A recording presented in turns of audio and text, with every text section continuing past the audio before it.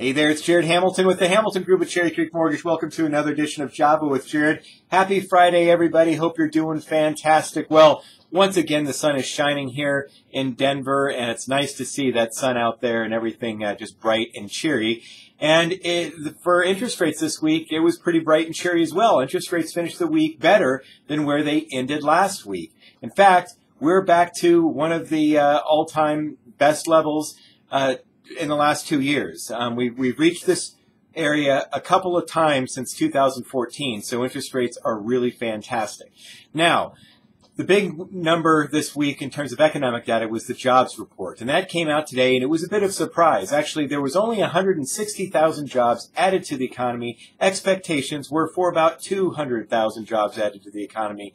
Plus, the previous 2 months were actually jobs numbers were revised lower, so things are a little bit weaker than what the economists were predicting.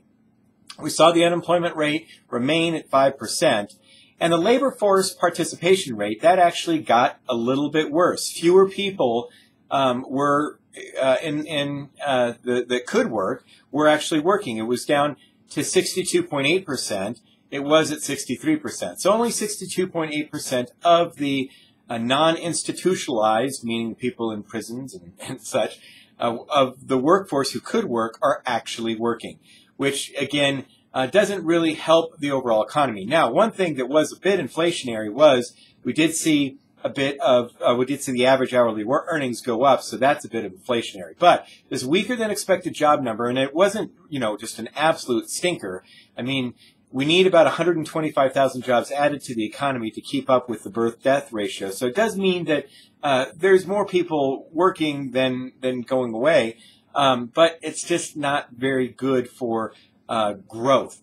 So this probably means that the Federal Reserve, as I've been saying, is just probably not going to increase interest rates for the rest of the year, because these numbers just are not strong enough to support it, and we're getting into an election year. So what we'll see is interest rates kind of probably gyrate around these levels for the remainder of the year, unless some stuff from an economic situation begins changing. Then we might see things one direction move, either where interest rates are higher or where interest rates are lower. No one knows what direction they may break out into, but for right now, they're probably just going to remain, at least for the majority of the year, relatively stable with just some general gyration. So that's what's going on with interest rates, but it's going to be a good rest of the summer in terms of keeping interest rates at or below those 4% levels. If you have any questions, please give me a call. Thanks for joining me with Java with Jared, and enjoy the weekend. Talk to you soon. Bye-bye.